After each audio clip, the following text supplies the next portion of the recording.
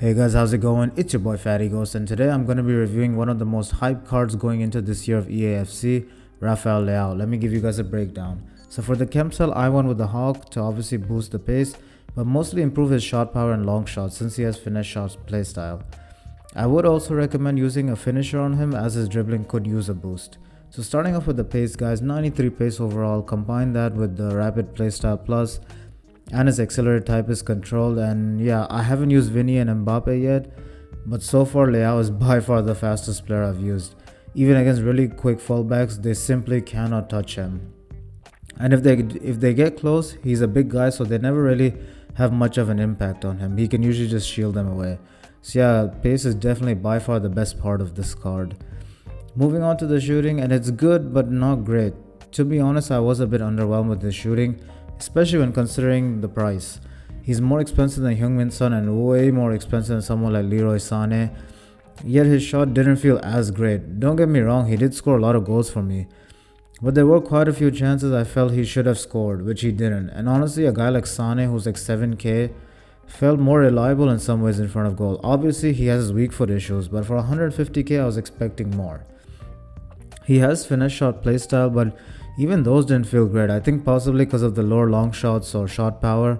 But yes, even his finesse shots were a bit disappointing if I'm honest. Overall, his shooting was good enough, especially for a winger. I personally wouldn't use him up top unless it was a two-striker formation. But yeah, it was good enough but lacking a bit for me when considering the price tag. We move on to his passing, and his passing is not great. You can really feel the 75 vision. There were many passes, especially lofted through balls, which he absolutely shanked. So yeah, I would say that it is definitely a con with the card. Again, comparing him to Son and Sané, his passing significantly lacks compared to those two.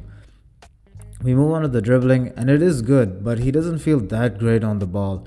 I would say for someone his size, it is definitely really good, but he is 6'2" and got that sort of stocky body type, and so he doesn't feel as agile and as reactive as his card would suggest. Very good for someone his size, but overall I'd say his dribbling feels very good, not great. He does have flair and trickster playstyles which allow him to do special flicks. He did sometimes automatically do flare passes or shots, which on one occasion was very annoying because he was right in front of goal and decided to do a flare shot, and he hit it with very less power and it got saved.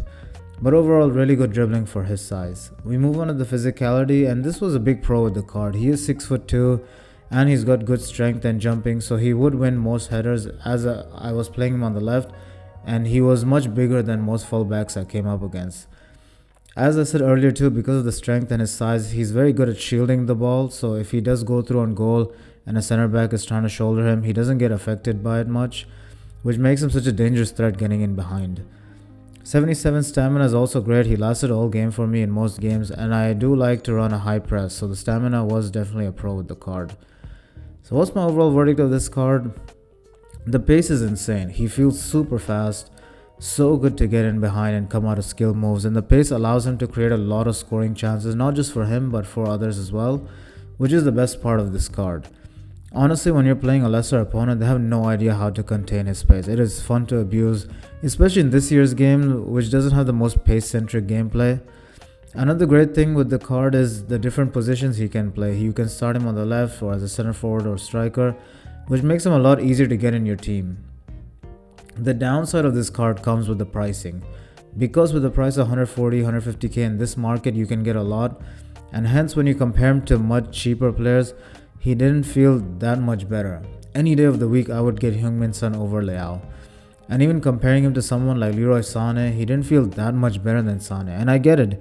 He can start as striker, he's got rapid playstyle plus, he's a hype player, a fan favorite, which makes him more expensive. But when I analyze a player, I have to take value into consideration. And when I do that, his shooting and passing definitely feel underwhelming. And his dribble at times also can feel slightly underwhelming, just slightly.